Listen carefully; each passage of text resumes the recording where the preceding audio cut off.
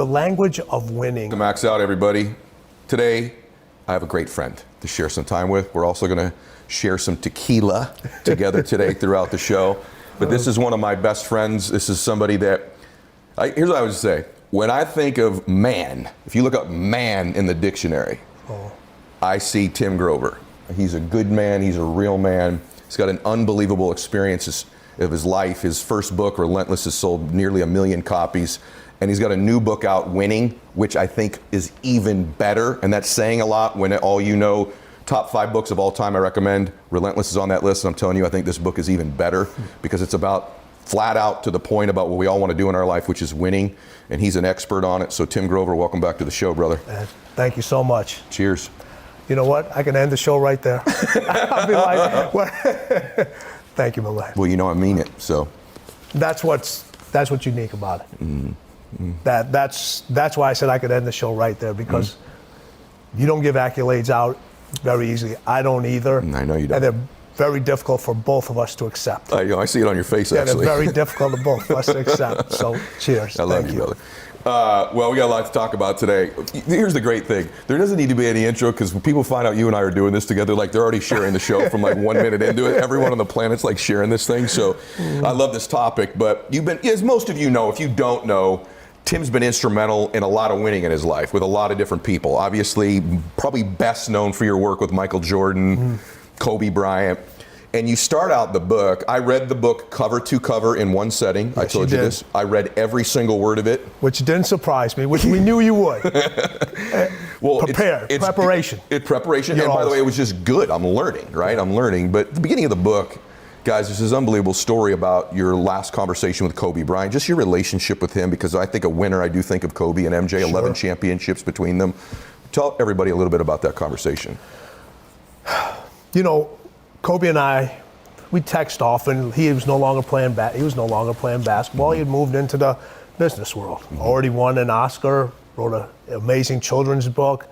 And we text back and forth. We tried to see each other. He was busy, I was busy. And I'd say, how you doing? He'd be, I'm good, how you doing? And I'm chasing the next win, he's chasing the next win. And we were going to get together. The All-Star game was going to be in Chicago. And our plan was he was going to come in town, you know, to support and some business stuff and so forth. So we had planned to get together.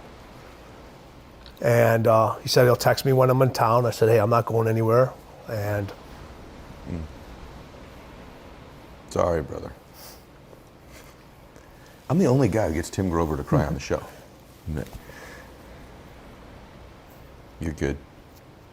It never happened. Yeah. It never happened.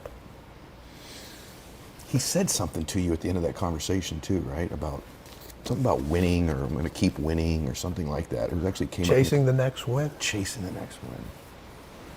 Chasing the next win. What was it like for you, Tim? Because obviously the emotion on your face is, this is not Tim. You're not a crier. No. I'm curious, when you heard the news originally, by the way, I was with him the week before. Is that crazy? I'll have to tell you that in a minute. But did you just not believe it? Or was it just like the breath left your body? Or so what happened was, you know, I get some information, somebody shoots me a text, I was like, oh, fake news, this is not true, this is not true. And then more media comes in, then people that were like really close to him, like out in the LA area and so forth, said, hey, we just want to let you know that this is, and I was like, it can't be. It can't be. It didn't hit me until like 3 days later. Really? 3 days. I was just like literally sleeping. And I got up in the middle of the night and I was just like, he's gone. Because you just didn't want to believe it. You just didn't want to believe it.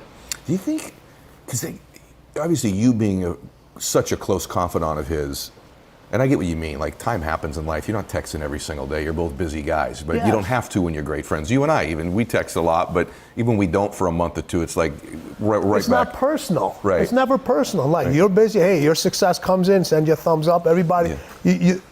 You don't have to text anybody when they know that you're actually excited for every win they get and every win that you get. Right. You're like, they already know you, they already know what you're there for. Now when they do something exceptional, you're like, hey, I just saw what you did, or something funny. But yeah, exactly. I think something with him, like, because it grips so many people that aren't even basketball fans. I think it's when someone lives so full out that when they're no longer living, the impact of that passing is greater for some reason. I mean, he was so alive. So to make the transition from winning on the basketball court to winning in the business environment, and then you got a chance to see, when he was no longer that basketball player, how close he was with his family. Yeah. How he supported everyone. His daughter's basketball games and the volleyball games and everything. And it was just like he was a much approachable person. Everybody used to see this rigid individual on the court, and he was smiling and he was talking to other players and so forth. I always say that his next move, his next win was, he had two things he wanted to do. And I have no proof of this, but just knowing his mentality. One was he wanted his daughter to be the first female to play in the NBA. No kidding. Not the WNBA, the NBA. Wow. That's what he was getting. That's what he was getting her ready for. And the second one was he was like, I already own LA from a basketball standpoint.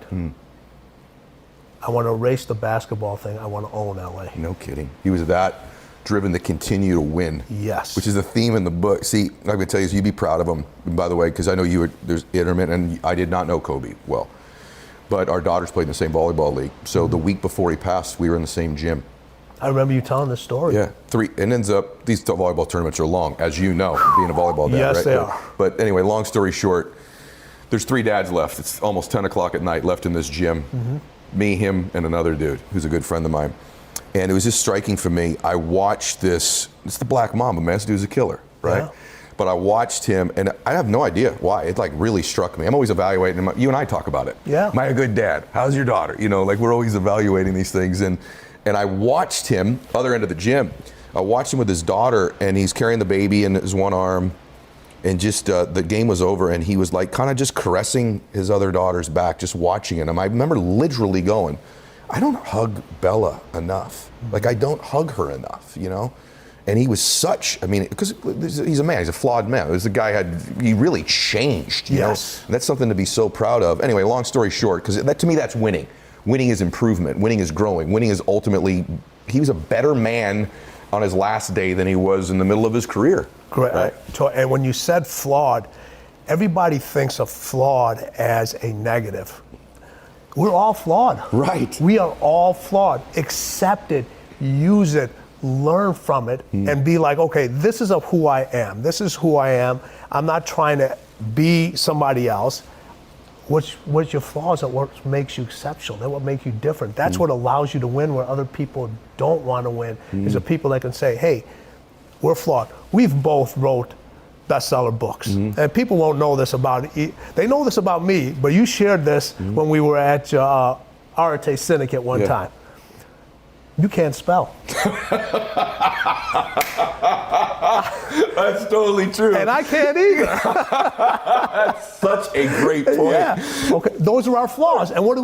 We just laugh at it. And we write best-selling books. Yes. I never even thought of that. We laugh at it. I got knocked out in a spelling bee, which is in the book, and the word they asked me to spell was ham. That's so awesome, dude. Yeah. That's so ham. awesome. That's so awesome. I'm crying. So you cried on sad stuff. I cry on funny stuff. I think about it, man. Like, you say something in the book. There's all these lessons, and they're all listed as number 1, which I like too. He's like, hey, there's not 21, there's not 28. There's just an unlimited list of things compiled on this book and winning. And it made me think of Kobe because, when he walked out of the gym that day, I've said this to you too, but he had 6 days left to live. And I just, what if the world if he could just have a whisper when he got into that car with his family that night, Kobe, 6 days left to live. Yeah. 3 days later, Kobe, 3 more days. 3 more days. That Saturday prior, Kobe, one day left. And the one thing I do feel like about people that win is, in the book, because Kobe was doing this to the very end. You talk about the sprint versus marathon thing on winning. Just talk about that, because I think Kobe did that till right in the last moment. Right at the end. You know, Kobe had this great line that he used to use all the time. He goes, rest at the end, not in the middle. Rest at the end, not in the middle. So to me, life and winning is a bunch of sprints within a marathon. You know, That's a fact. yeah, a bunch of sprints within a marathon. And you can't see the end line. Like in a marathon, you know where the end line is. In winning, that race may have an end line, but there's another start line right after it. Yeah. And for people that are really driven, and this is not about money, and this isn't about fame. This is about, you could be winning as a school teacher, you could be winning as an entrepreneur, you could be winning in business, you could be winning as an athlete, as a waiter, whatever it is, a waitress, whatever it is. It's that every single time you sprint to that finish line, there's another start line that's coming. And that's why it never ends. It's a marathon that just keeps going, going, and going. And I try to tell people, listen, I'm not an avid runner. I used to be in my much younger days, not avid. I used to enjoy it. You see the times of the best marathons, they're running Insane. insane. They're basically sprinting. They're sprinting. Yeah. They are sprinting.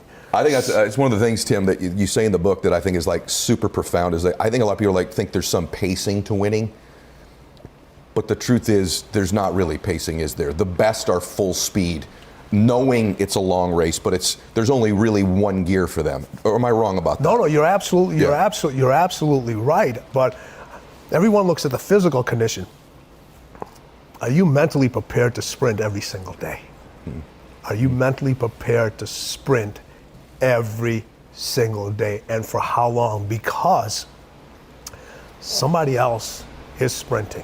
You don't want them to get what should be your win ends up being somebody else's win. And everyone says hard work, no, will get you closer to that win. How many individuals have you known that you've outworked and they got that win? Yeah, right. Winning has no loyalty to you. It has no loyalty to me. It has no loyalty to anybody. You can outwork somebody. You can outstudy them. All right, you can do all these different things. Yeah. You can apply for a job, and somebody who's less qualified ends up getting that job. So winning has no loyalty to you. Here it is. This is where the book is so, I call it like hardcore, because that's your style too. Yeah. It's like, look, there's so many things in the book where you talk like that about, hey, listen, winning doesn't care about you. Winning will lift you up and then slap you back down again, right? Yeah. There's all of these unbelievable, and I think as somebody who wants to win more, I've done some winning, who wants to win more, when you read it, if you've had any wins in your life, confirmation of truth, when you read something that you know is true, it just instantly sits on you as a fact, right? Yeah. And so here's one of the things you say in the book. You say, man, all over the book, I'm highlighting and writing stuff down. For people I know, for myself, I read this to Max last night, about 1 a.m. He goes, Dad, I said, wake up. I'm reading Grover's book. He's like, bring it back with you tonight, which I'm going to do. But you give him this one. Okay, I will. Give him the clean one. Thank you. Winning requires you to be different, and different scares people. So if you're worried about what others will say, the long-term effects, the sacrifices you'll make, the sleep you lose, your family being angry, I can't help you with that. There's nothing, quote, typical about lifestyle and choices you have to make. Winning is inside all of us, but for most, that's where it will stay, trapped under a lifetime of fear and worry and doubt. The race, to speak of the sprint, to greatness has no rules to protect you. Nothing says you're going to lose. Nothing says you're not going to lose. Nothing says you're not going to get hurt. You're not going to do all this work for nothing. There's no guarantee it'll be fair. Most likely it will not be fair. You'll lose at the buzzer. You lose to someone who didn't work as hard as you did. You lose on a bad call or a bad place. Someone else will get the job. A pandemic will wipe out your season, your bank account, your career. Yet, the prize at the end of that race remains so compelling, so addictive, so gorgeous, we keep running and stumbling and sacrificing and competing to catch it. It's exactly what you're talking about, right? It's exactly what I'm talking about. I couldn't describe it any other way. You just look at it. It's not, everybody said, how many times you've heard it? It's not fair. It's not supposed to be fair. It's not supposed to be fair. Winning is not supposed to be fair. Life is not fair. There's nothing that's going to guarantee you that win. But the only thing that's going to guarantee you that loss is if you don't get in this race. How many people, and you talk about this all the time, about the fears and the emotions and just just going for it, just like here it is. Look at yourself. You've moved 3 different times in probably the last 6 months for whatever reasons you've had, all right? And you've literally packed up and moved, like here I'm going, here I'm going, here. You got people that won't move themselves out of a chair. You've literally moved families, lives, and there's literally a fear behind every single one of those, but there was no doubt. Right. That's really well said. There was no doubt. That's really everything well said. that you've done and everything that I've done, there's always been a little fear. And the fear is what allows us to be like, you know what? I'm gonna throw myself over the ledge. I'm going to do this, but I have no doubt of what the end result is going to be. That's so amazing you say. I was with a group of guys, influencers, one of them you were with this morning, about 4 weeks ago. We kind of went around the table like, what moves you? And one guy's like, hey, my dreams, my confidence, my this. And so it got to me, and I think probably at that, well, anyway, I'll just say that at that table, I said, hey, I'll be honest with you, I'm still afraid. I'm still afraid. They're like, you're afraid? You got this, you got that? I said, no, man, I'm still afraid. And it's a real afraid. It's not something I'm trying to conjure up. It's like a real afraid that I have. However, I actually think successful people have this really unique nuance of like tons of self-confidence combined with enough humility to want to keep working and learning. It's a really unique, we both know people that are super confident but don't have that dose of humility where they want to work hard and want to be coached, right? And then you also have the people with all the humility in the world, but they don't have the confidence and they're not going to win either, right? And you coach people at all different levels. Your most successful people are your most coachable. A fact.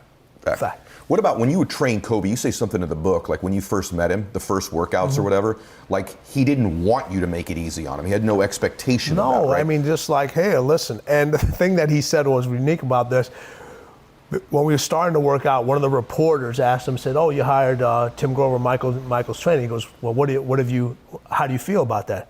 Kobe, and I'm going to use a little language here. Yeah. He goes, I don't know. He ain't done shit for me.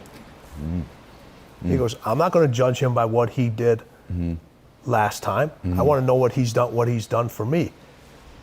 We relish that. Yeah. Do you relish what Jordan told him about you?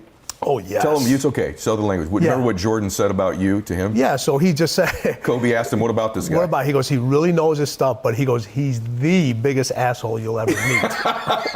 It's a great compliment, right? It's a great compliment. It's a great compliment because how many people, when they meet winners, fold. Yeah. They become yes men, yes people. Yes, right? Exactly. And then you have to be the person that holds them accountable. And it's funny, as you said earlier, I call people out. I want people to call me out on my bullshit. Yeah. I call them out on their bullshit. Yep. You've done it with me before. Yeah, I have. I do it with everyone. And I do it not out of a place out of hate, not jealous or anything like that. Listen, the one thing that you've offered me that no one's ever offered me is access to your jet. All right. Now, if I would have came when I put you in check, if that was coming out of hate, that offer wouldn't be there. You know it's coming out of love. 100%. By the way, you also have helped my son unselfishly. And by the way, never told me that you were doing it. Only through him do I find these things out that Tim does. That's what I meant by a real man. I think the winners have this thing. And by the way, you should use it. You're the type of person that will never take me up on it, and you should.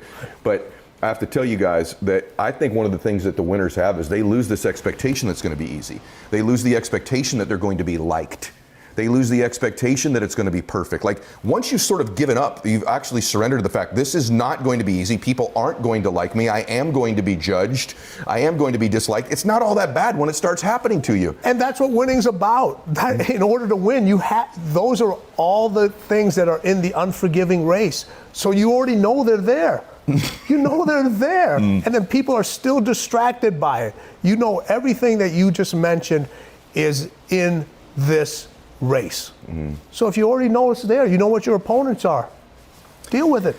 You also, though, like there's a level even past that. Like every time I'm reading the book, I'm like, okay, oh, there's another level, another level, another level. And you articulate it. You've been up close, and you're including yourself, to like the biggest winners in sports. So like there's layers to this that only someone in that type of proximity to it would know too.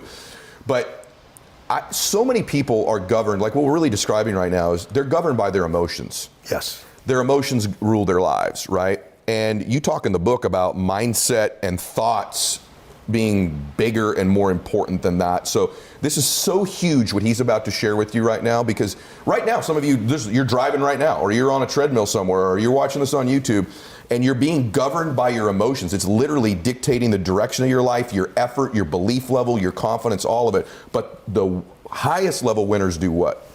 Your mind has to be stronger than your feelings. Your mind has to be stronger than your feelings. Think about every poor decision you've made in your life. Gosh. There was more emotion that was involved in it than there was mind. Every single one of them. Think about it. Really wise. Your feelings keep you in bed. Your mind tells you, get up.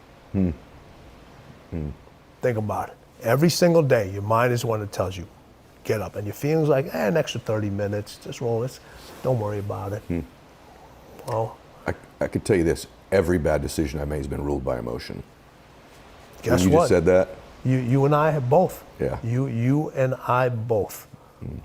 Keep making me think. Every single one. Your mind has to be stronger than your feelings. Listen, it's not the popular decision. You are going to hurt. You are going to piss a lot of people off. Yep. All right.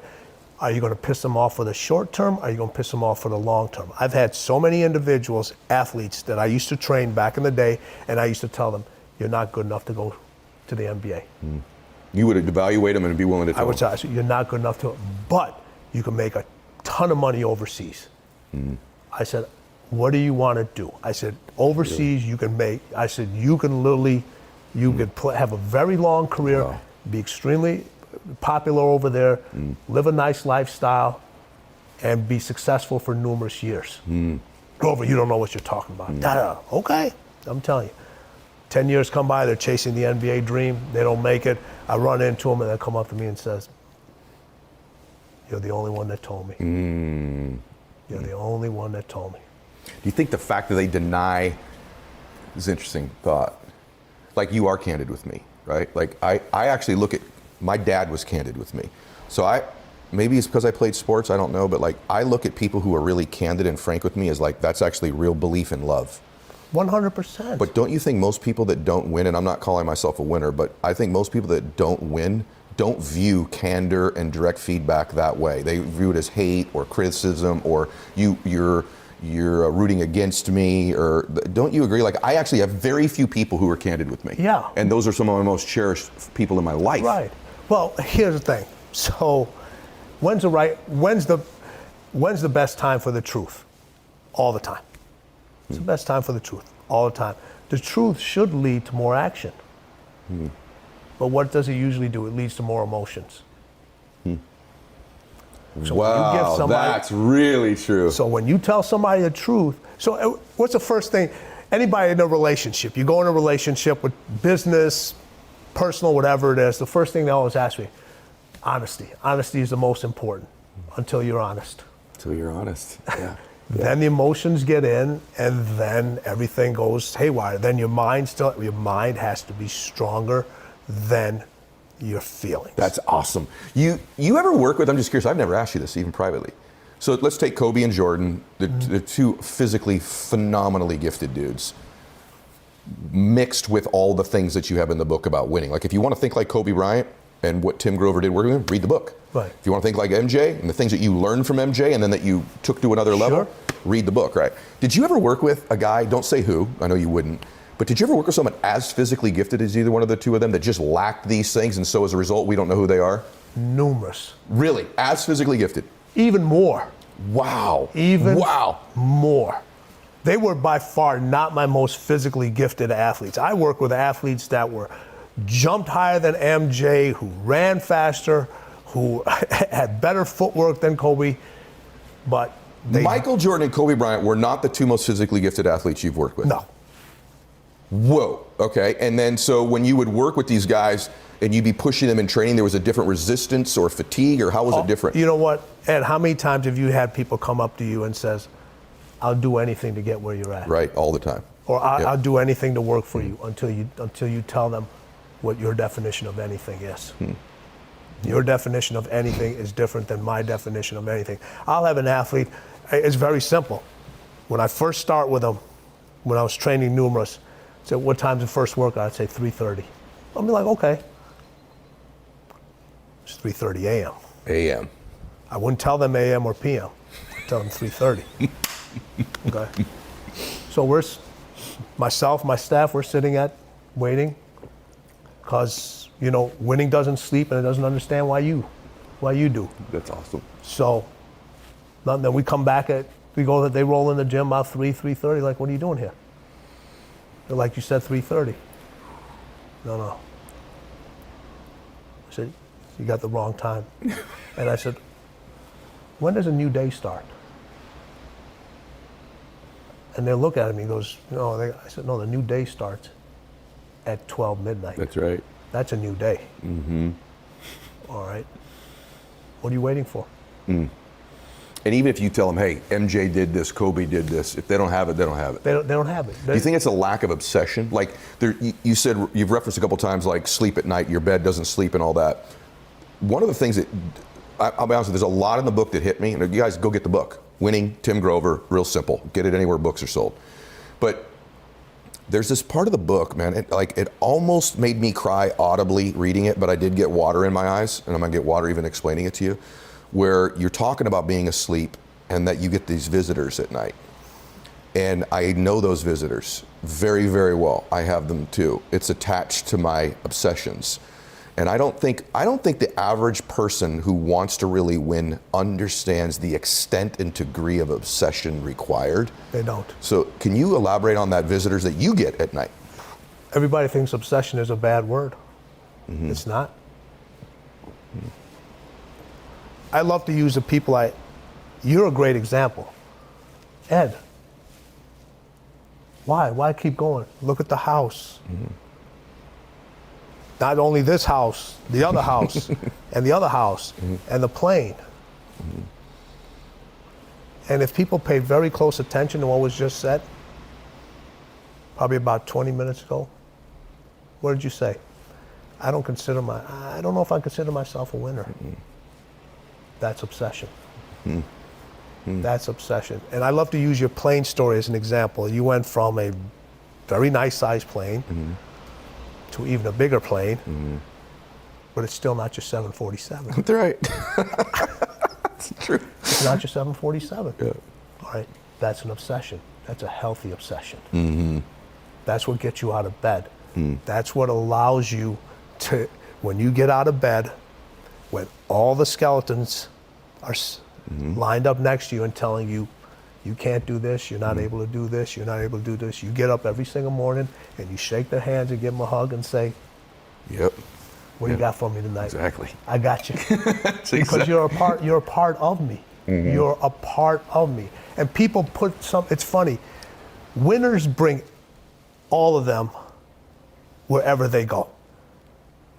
And most individuals, the best part of them, the thing that allows them to win, the thing that allows them to be obsessive, the thing that allows them not to care what other people think, the things that allow them to deal with hatred, the things that keep them going when nothing else will, they keep in their closets. The best part of them, they keep in there because they're worried, what are people going to think about me if I let those things out? I always say this, all right? Everyone says, I'm afraid to become that person. Yeah. You should be more afraid not to become that person. Be afraid not to become that person. You're a big thing about, meet, I want to, at the end of the journey, I want to meet my better half and say, hey, what did you leave behind? Or I was like, hey, This is the person. Shake hands with them. Shake hands with them.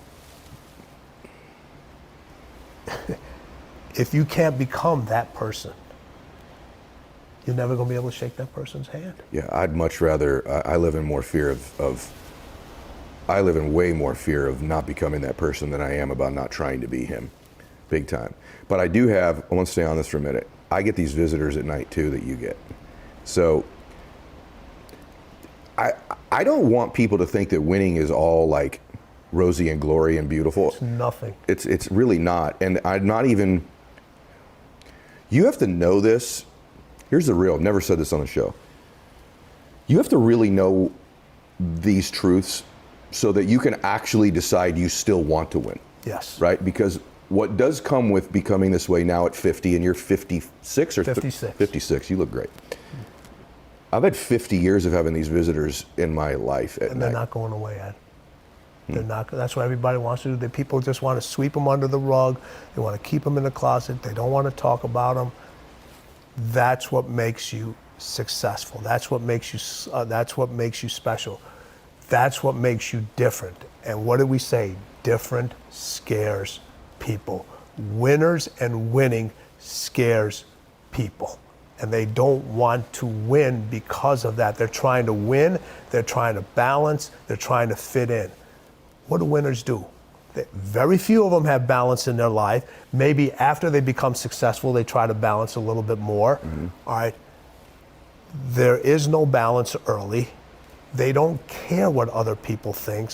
They're extremely obsessive. They know it.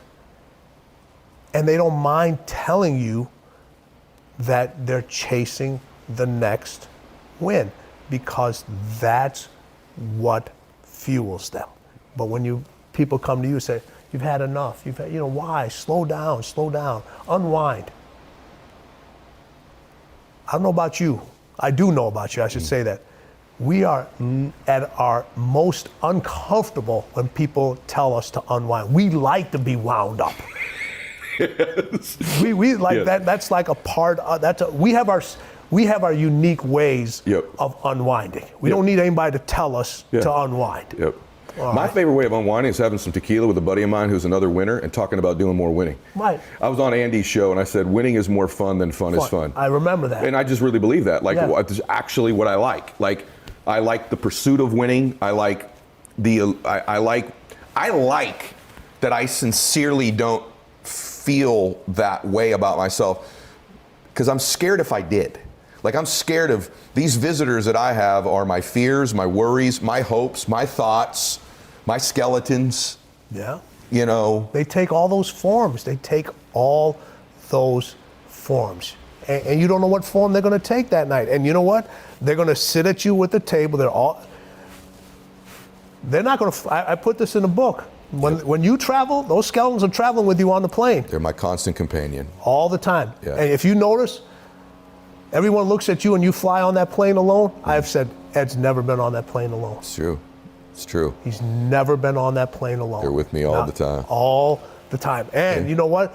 When they look at his tequila bottles on the thing and they're finished, that's because they're drinking the best stuff also. That's so true. I wonder who's drinking all that stuff, man. Stuff gets expensive. I just love this because this is the realest conversation I've ever had about winning, and it's the realest book about it. Like it's, this isn't one of these Pollyanna things like, it's not all rosy. No, there's a lot of it that sucks. And unless you want to sign up, and by the way, I don't know if I'm actually cool if you don't. Like, if you actually said, hey, I don't want all that stuff. I don't relate to you. I'm not going to hang out with you. You're not my kind of people. But I'd actually admire somebody who says, I won't do these things that are in this book, and I know I'm not going to win. Rather than say, I want to win and do none of the things that are in the book. The people that can admit it, they've already won. The people that said, this ain't for me. This ain't for me. This ain't. They know exactly who they are. I'm good. I'm good. Most people will settle for good. Most people will settle for okay. All right. Very few people will settle for great. Very few people will settle for unstoppable. Very few people will settle for winning. I break things down 3 different ways. So look at this. And I didn't even put this in a book, but I want to share this with you. Okay. You have individuals that compete.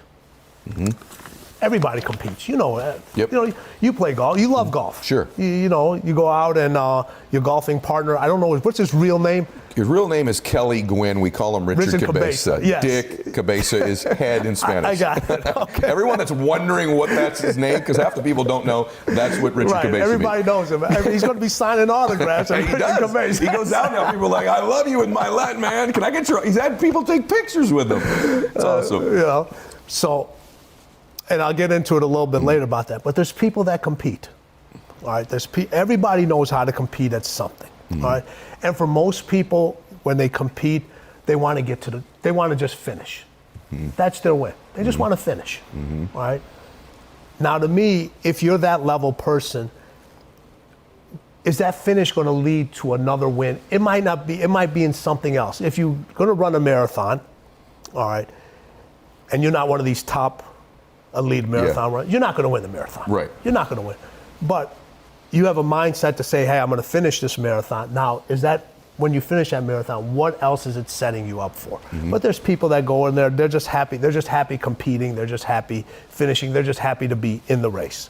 Then you have people that win, right? Once. They win once.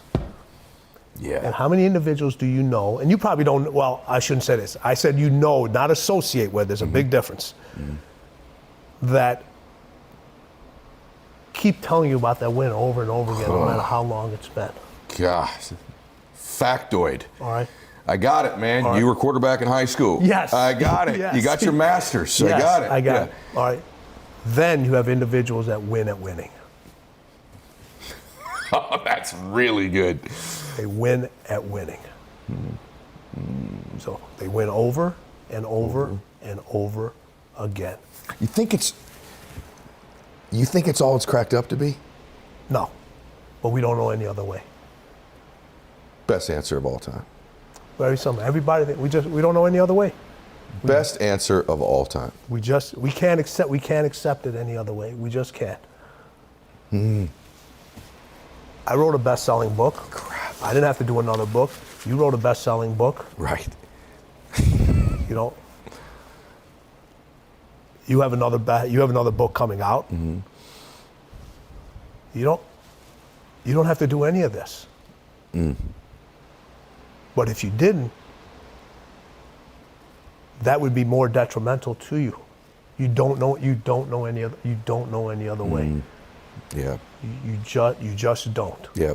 You think that, by the way, I'm loving this, just so you know, because I know people that might be listening say, hey, this is a little bit dark, like, welcome to winning. Like, that's why you see so many people. I watched Nick Saban after he wins these national championships. He's gotten a little bit better at it the last couple of years. Have you noticed this? Yeah, just a little bit. Just a little bit, like 1% better. You but know what?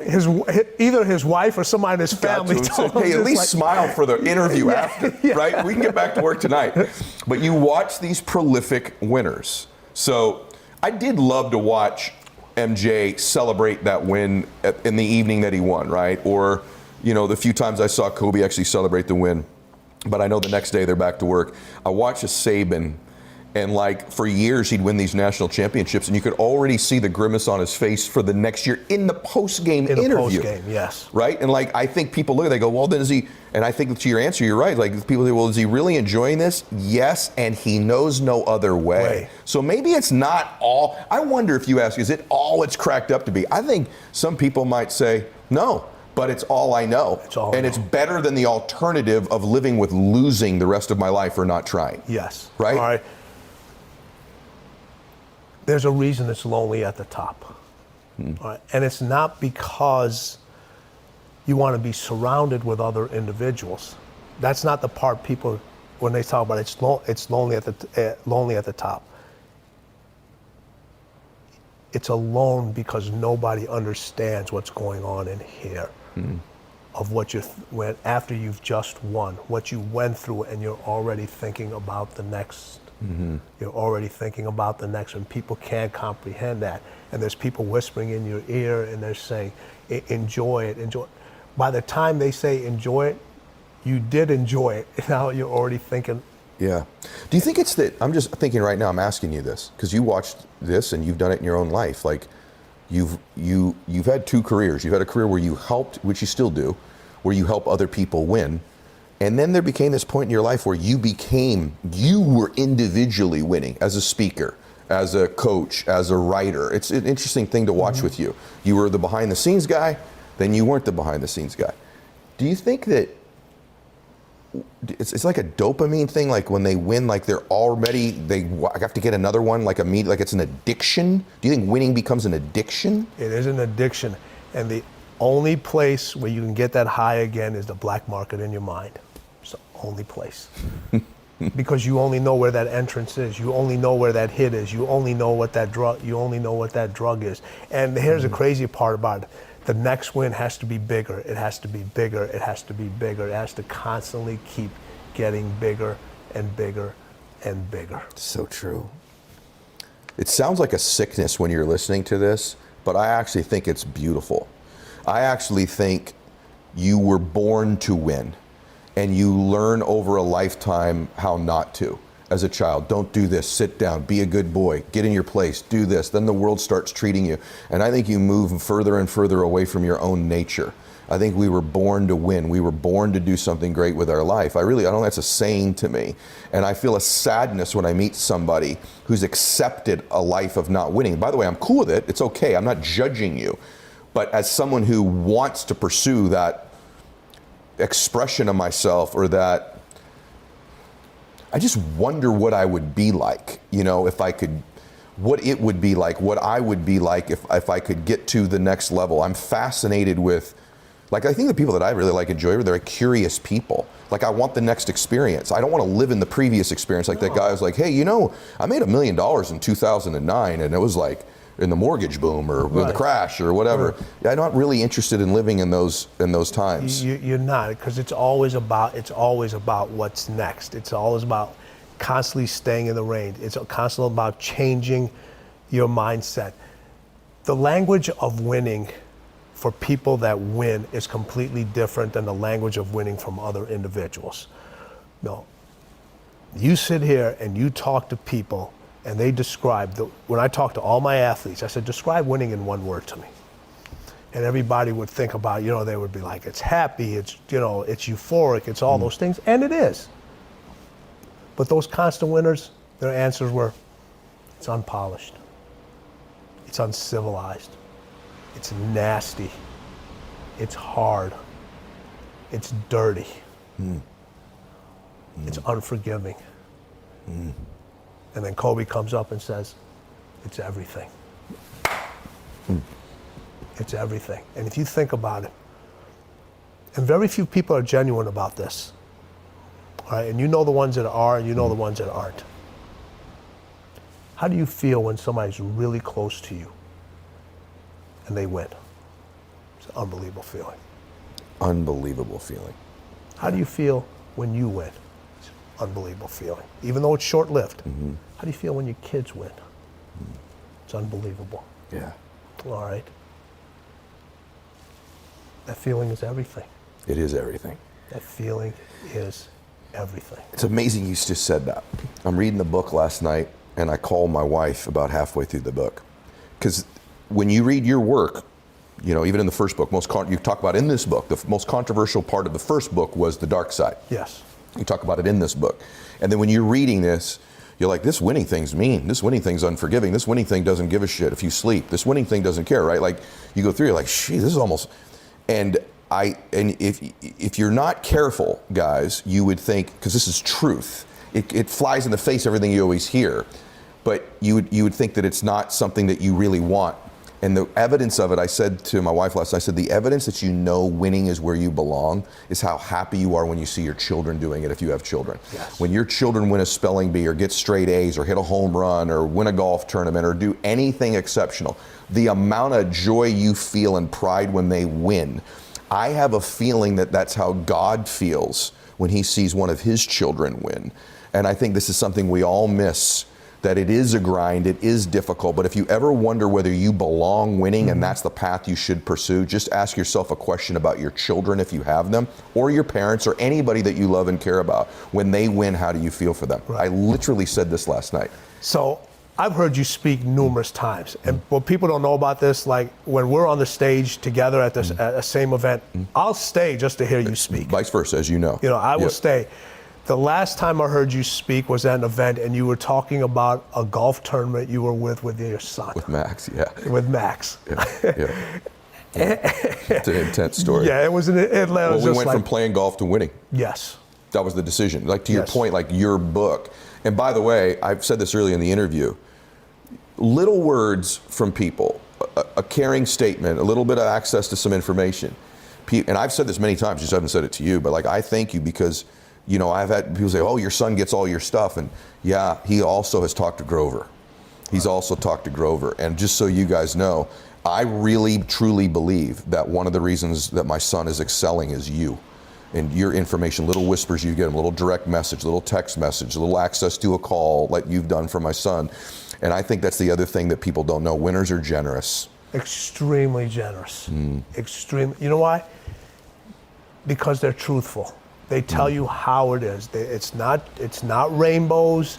It's not unicorns. It's not sprinkles. This is what it takes. This is what it takes. And other people, they don't want to. We talk about the stuff nobody else wants to talk about. Right? Does that make us bad people? In many people's eyes, it does. But it also, we're the few people that are going to hold you accountable. We're going to tell you the truth, and people are going to say, you know what? Everybody else sugarcoated it. These individuals told me exactly how it is. That's what the book Winning is about. Now, I don't want people to think that it's all this thing. If you read the last chapter of the book, all right, it kind of ties everything in and it explains why winners go through this journey. Why they go through this journey. Because I have this thing, it's like everyone talks about it's the journey, it's not the destination. Well, to me, why in the hell are you taking a journey if you don't know where the hell the destination is? What are you just aimlessly going to be running around? All right, every time when you get on your plane or you get in your car, you know exactly you're going from here to here. Now, you may have to take a detour to go somewhere else to do whatever you're doing, but you're like, this is where we're going. You had a post a couple of days ago, man, it's nice to own a jet because all of a sudden I got to go wherever your destination was. Okay. By the way, it could be the most enjoyable flight in the world, but if I end up at the wrong place, complete waste of time and I'm pissed off. This notion that it's the journey and not destination is maybe the biggest pile of BS in the history of the world. I want to, the journey, enjoy it if you can, but the bottom line is you better get to the destination. You got to know what the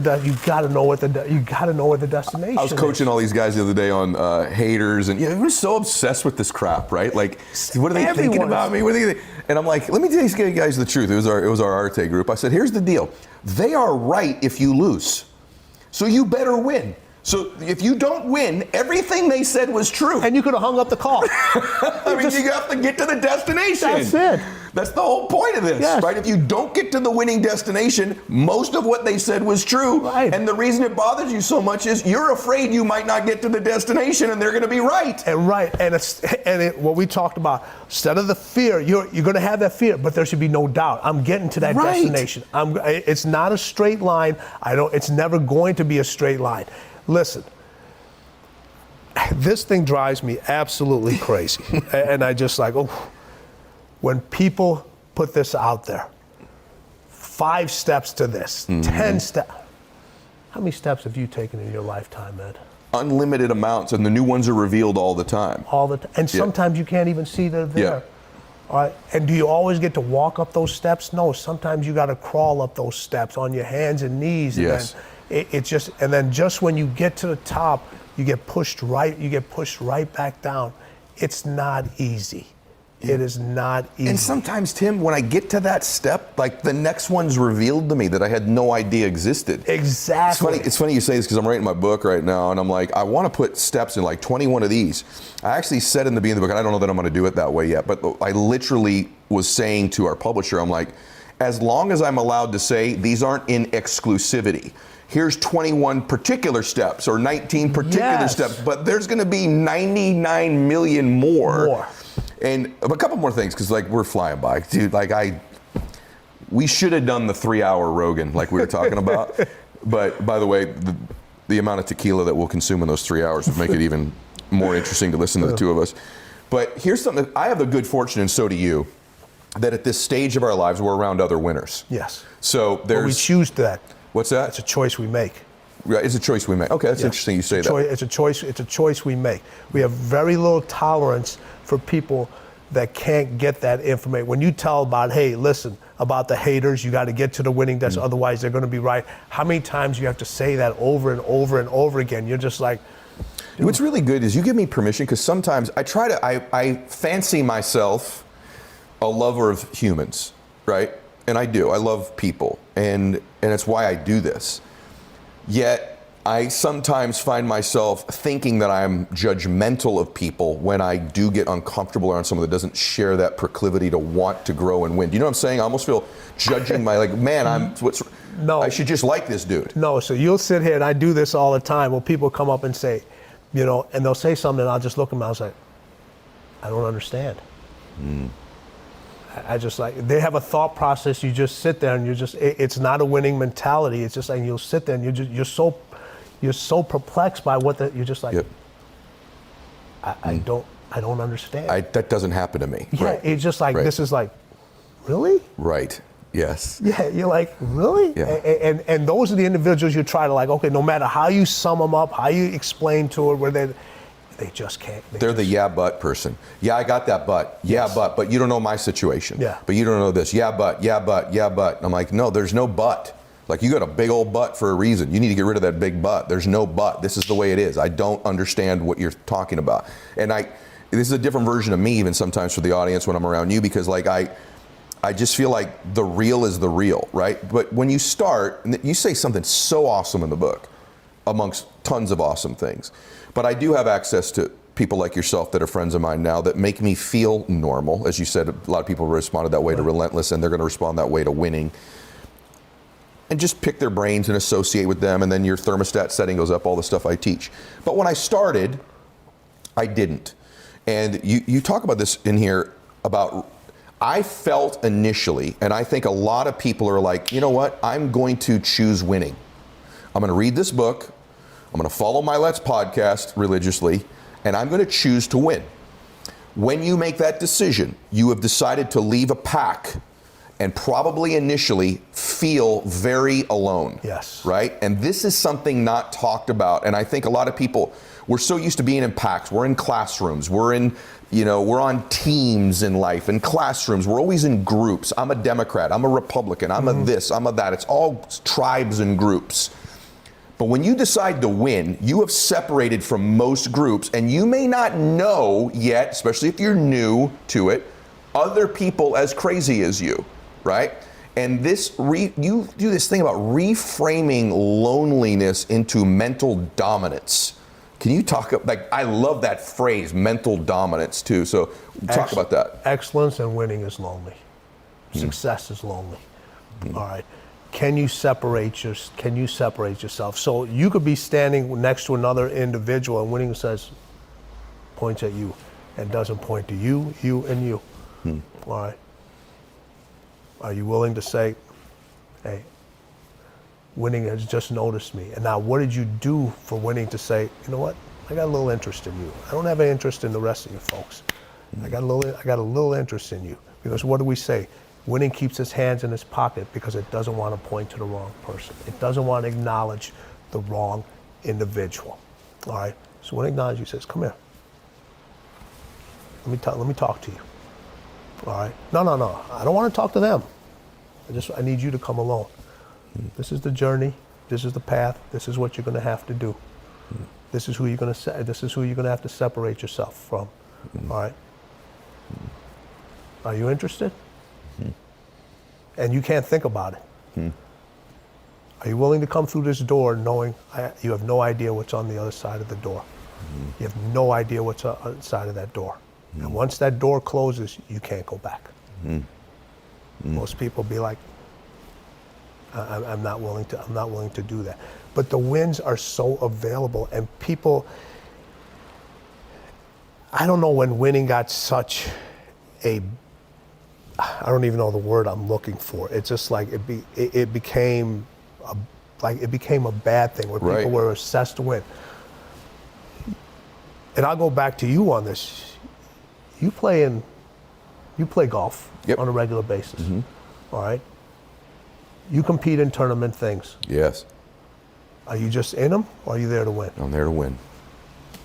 I'm there to win. Yep. I love watching golf interviews where the guy's like, yeah, you know, I'm excited I've made the top 10. I'm like, Tiger Woods would literally throw up if he ever said that audibly out loud in his life, right? Like, I'm not, I like, even for me in golf, and I know this is true for you and your fitness, you and I talk about our fitness a lot. It's like, listen, I'm not Mike O'Hearn, neither are you, right? I'm in golf, I'm not Phil Mickelson, but I'm going to, and this is no pun, I'm going to max out my opportunity at my level to compete, and then when I get to that level, I'll go to the next level. Not enough people win where they are right now. Exactly. Like, if you want to be an entrepreneur and you're an employee somewhere right now, win as an employee right now. Dominate where you are. If you're a high school athlete and you're watching this and you've got aspirations to play Major League Baseball, dominate and win where you are right now. And that builds the habit of winning, the addiction of winning, the biochemistry of winning in our lives. And this idea that you're going to be lonely, like, accept it. Like, I have just accepted in my life that, especially when I was new, that I was going to have that. And I think a lot of times people think that they can't deal with that isolation. Right, and I love, so when people follow you on all your social media platforms, Instagram and everything else, all right? They see the beautiful house, they see the cars, they see they see everything. How big is this house? This one's 7,500. 7,500 square feet, all right? How many people are in this house right now? There are 4 of us, Where's which is your more wife? than usual. Where's your wife? She's at the other house in the desert. Where's your son? He's at that, he's playing in the golf room, but he's at that house too. Where's your daughter? They're there. There's 3 of them there. Do I need to say anything else? You're in this house chasing your next win. Yep. Me and you. Yeah, and I would rather be, I can't wait to see them later tonight, but right now, I would rather be nowhere else on planet Earth than talking to you about this topic right now. There it is. Yeah, that's a fact. So, we're going to run out of time. We're probably already on time. Probably my editor is going to kill me for this, but it's too good. So, I want to talk about 2 more things. One is grit versus glamour. So, social media world, there's a lot of glam out there about winning. And even in the sports world now, like, a lot of these rookies get these big deals. And so you're instantly seeing guys sign for significant cash. And I think the appearance of it is that it's glamour. It's one thing I've kind of always admired about Brady, even though I probably overly talk about Brady, is that he messages grit a lot. He shows grit a lot. It's almost counterculture now, the grit piece of it. So talk a little bit about grit versus glamour. With social media out there now, everybody it's easy to glamorize something you don't even have. Yep, you can fake it. You fake it so much. Yep. You know, that's, social media is, listen, the fake is the new real. The fake is the new real. It really is. It really is. You can't fake the grit. Everybody will know if you fake the grit. You just can't. You just can't. What is grit to you? All right, grit to me is something inside of you that just allows you to push forward and allows you to block everything out and continue to say, I'm going to do this. I'm going to do this. What I like to parlay grit with is the grind. Everybody always talks about they're grinding. Well, here's the thing. If you just continue to grind, you're going to end up with dust. What are you grinding for? What are you trying to form with that grit? What are you trying to form with that grind? You take an ice sculpture, all right, it starts, it's a square or circle, whatever it is, and they take away the pieces to form whatever it may be. Are you grinding and gritting for that to whatever shape that's going to look to you for you? Is that what winning looks like to you? And it's different for each individual. Your definition of winning may be completely different than somebody else's definition of winning.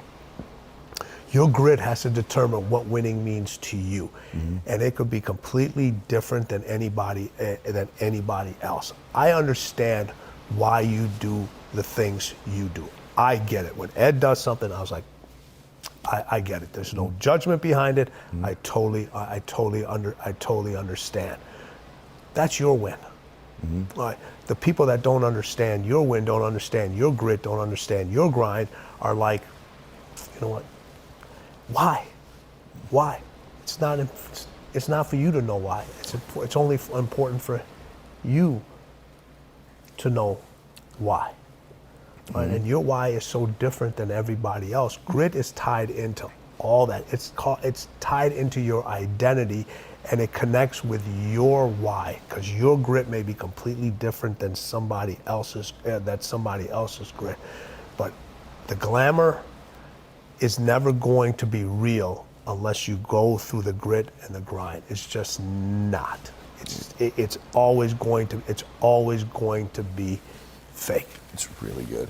For me, if it's something that's measurable, winning's first. Yeah. That's it. It's first.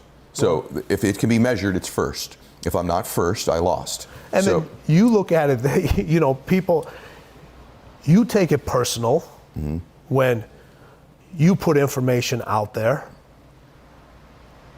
and you don't reach the numbers. Of course. You're like, you don't blame this, that you're like, you know what didn't I do in the interview? 100% me. What didn't I do? What could have I done better? All right. And then there's a healthy ego behind that with both of us, because that's confidence. To me, there's an unhealthy ego or the people that just talk. And there's a healthy ego that produces results. And every individual needs to have a healthy, confident ego that produces the results that show. 100%. So when Max putts, for example, I teach this with a lot of my athletes. So, you know, a guy misses a putt in golf, and he's like, I suck, or I can't putt, or I missed the read. I said, Max, what you said earlier about no doubt, you should expect to win. Not the type of expectation that you believe that it's afforded to you or that it's your right, but an expectation that that's where you're going. And I teach a lot of my athletes this, but especially when it comes to golf. You miss that putt, I want you to say, that's not like me. That's not me, because I make putts, right? And so for me, I'm surprised when I'm not winning, because I expect to win at something. So win. Like, whoa, what happened here? Whereas most people, they're surprised when they do win. Yep. I don't believe Michael Jordan was shocked ever when he won a championship. No. Am I right about that? 100%. Yeah, Wade, Kobe, there was no shock when they got there, but most people are like, I won! And they act like they've never been there before, right? When I watched Michael win that first championship, everybody that watched was like, he's gonna win another one. Yeah. He's gonna win another one. It didn't look like it didn't look like that was it. I remember Brady, when he won the first one, he was kind of like, whoa, kind of like this. And then you watched him come back the next year and you're like, these guys are gonna win multiple championships. Yes, they are. And I'm just curious with you, brother. I'm almost done, but I'm watching you and I'm proud of you. Like, thank you. What an interesting life. Like, I know the story. If you guys saw my first show with Tim, well, you couldn't get through it. That story of the cab ride with your dad. Just to think of this little boy whose dad's like, well, we're going to walk to where we're going. But his dad didn't have the money to pay the cab fare to get them to where they were going. And you carrying your little bags down the street as a little boy, right?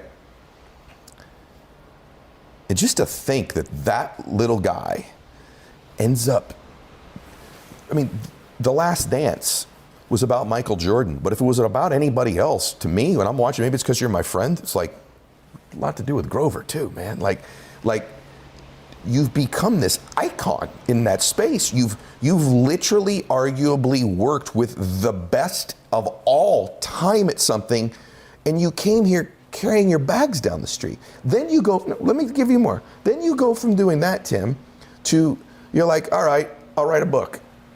All right, you can't spell. You sell 1 million copies. I know you very well. You're extremely introverted, private man. You're like, now I'm going to speak on stages in front of large groups. And then afterwards, I'm going to meet a bunch of people one-on-one and interact with them socially. I know you, brother. Then you dominate at that, right? And then you become friends with people like myself who we cherish the friendship with you, even when it's from a distance. Now you got this book out. This one's going to sell 3 million copies or whatever the heck it's going to do. Are you proud of you?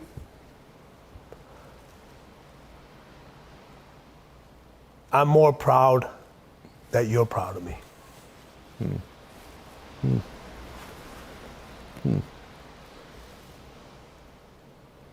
I surround myself with the best. And I'm sitting here with the best. Thanks, brother. Cheers. Well, I've now got Grover to cry 3 times. So that's got to be a Guinness World Record. Oh. I am proud of you. And so am I of you. Thank Every you. time I see, because I know for people look at you and they see he's got everything, and I look at you and see what's next. I know you do. And I feel that from you. And I also, from having worked with who you've worked with and who you are, you're under no illusion that like, I'm like super at peace all the time. No. You know, in fact, most of the time you're like, you okay? What's going on? What's wrong? I saw something there. You feeling all right? What's going on? You get it. And you need to have people in your life like this, guys, who will tell you the truth, but also don't buy into any of your BS about everything being rosy all the time. And you've been a really important person to me. My only regret, like seeing you today, is like and Sherry, who's off camera, is like, I just wish I saw them more often. Yeah. You know. And Sherry obviously is credited with helping write this book. It says right in there, Sherry too. So I just first off, everybody needs to get this book. And this is very simple.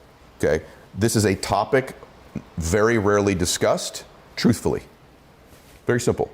So there's topics out there where people discuss, neuroscience in your brain, or, how to grow your self-confidence. These are things, and there's some good books on it. The topic of winning. Start reading the book, just listen to some of his podcast episodes. You'll explain that he has all those guests on there. Thank you. But this is distilled down into something you can carry with you as a companion with truths in it. And people that you and I both know, I just want to say this, that have started reading it, that I'm texting, it's just like, that's true, that's true, that's true, that's true, that's true. And it's things that, it's taken you 56 years to acquire and accumulate. Yes. It's taken me 50 years of my life to acquire and accumulate some of these things.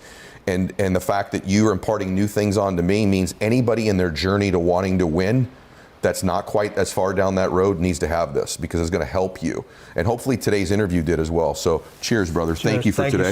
Thank you. I knew we would do magic again. Yes. I knew we would. And to all of you guys out there, listen to me. Go get this book, and please share this conversation. If you have anyone in your life, anybody who's interested in winning, this is the show you need to be sharing with them right now. This episode of this show can absolutely make an impact in their life. And he jokes in the book about every show's life-changing, every show's epic. And it's not. I believe in every show that I put out, and that's why I always tell you guys that I believe it can make an impact in your life. But some of them are right to the heart of what I know you truly want, and I know you truly want to win, and I know today can help you do that. So I just want to say to everybody, share the show. God bless you, and max out.